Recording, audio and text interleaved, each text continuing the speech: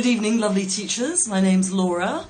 The plan is to deliver a phonology course. It's called Phonology, as a play on the words of phonology. And its aim, the main aim, is for you as teachers to work on your own pronunciation, so to help you develop and improve your pronunciation, and also to provide you with useful activities that you can use with your students in class. All right, so it's a two-pronged course basically. So something for you in terms of your own development, and something that you can use with your own students. And the activities that we're going to use will be suitable in most cases for young learners, as in primary, sometimes preschool, up to teenage and adult. All right. Of course, when we're looking at the activities, I will always tell you and say, okay, that's definitely for young learners, or we can discuss it and you can see what you can think. Most things are quite adaptable. So let me give you an overview. It's a 4-week course, so each session is 3 hours. Right? There is a break in between, so don't panic. So week 1, we look at sounds. And basically, the title of the session, or I should say description, it's an overview of issues related to phonology and the value of the phonemic script in teaching. So it's to re-familiarise yourselves with the sounds of the IPA as they apply to English. All right? Many of you have studied the IPA in great detail at university, so it won't be new for you, but maybe there are a few bad habits where you're not pronouncing them as well as you used to when you graduated, because there's nothing like teaching English to destroy your own English, because you tend to have to teach the same levels all the time, or the same language, and it gets a bit stale. So that's week 1, looking at sounds and how to help you and your students pronounce them more effectively. Week 2 is all about stress. It's titled Don't Let Stress Stress You Out. So we're going to look at word and sentence stress. Again, how you can develop your own command of sentence stress and stress placement within words and within sentences, and things to look out for, useful tips and some useful activities. All right. And then we have the music of language. And in the music of language, we look at intonation. All right. So again, some of the basic rules of intonation, because some of them are quite grammatically related, and how it can also be attitudinal, so when and how to use it correctly. And also, most importantly with all of these sessions, is that they should be fun, hence the phonology rather than phonology. Alrighty. And week 4 is, as the title suggests, bringing it all together, so connected speech. So how, when speech is connected, how we can use it effectively. This is probably the most problematic for students, especially when they can't understand the audio, because they say, oh, they're speaking too fast, teacher, I don't understand anything. And that's because we're eating all our sounds. And they, especially if students are very much used as teachers speaking very slowly, not using contractions, you know, what is your name? Yeah, rather than, what's your name? All right, so being more natural. All right, I should just give you a couple of little extra bits of information. So week 1, when we're looking at sounds, some activities where we're mouthing sounds at each other, matching sounds to pictures, doing all sorts of fun things where we can draw the sound, and a number of activities. All right, so each time, each session will have activities. It won't be just lecturing. All right, and we'll come to the format shortly, how the course is actually delivered. Alrighty. So again, with stress, we'll look at activities like how to walk the rhythm and stress of a sentence, not just sit there going, you know, is it Turkey or Turkey, or Egypt or Egypt? Okay, so we'll be looking at how to make that more interesting, make it more punchy, if you like, for want of a better word. Then in week 3, when we look at music, we've got some fun activities there. How not to speak like a robot. You know, when your students speak in this very flat way. What is your name? Where are you from? I am from blah, blah, blah, blah, blah.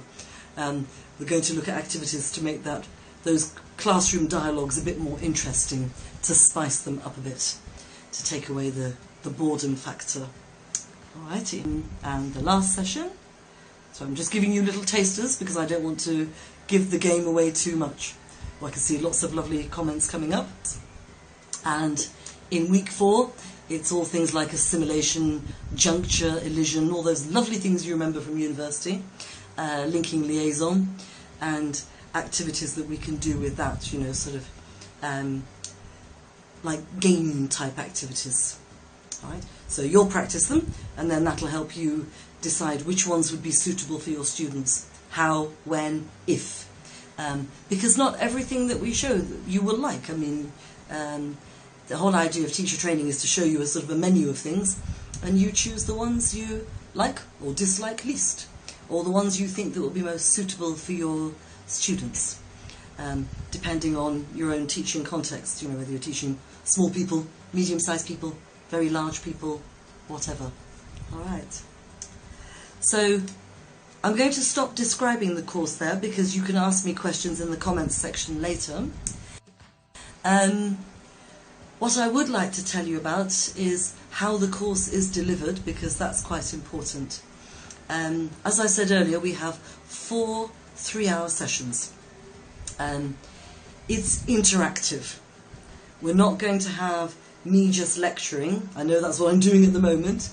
But on this course, because I'm going to help you to practice and develop your own pronunciation, it has to be interactive.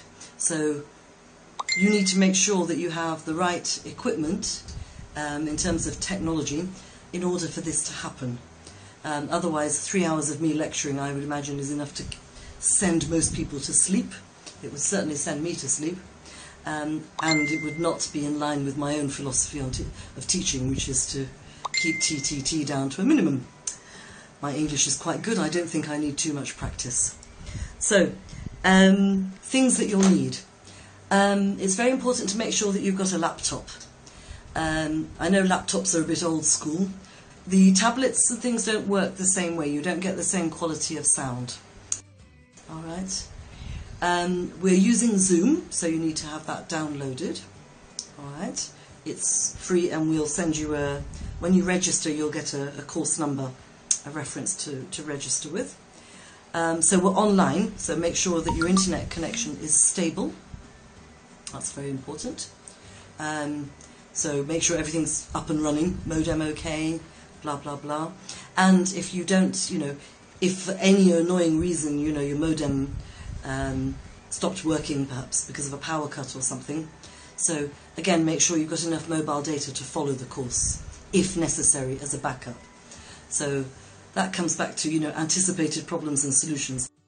So make sure laptop, internet connection, fully charged.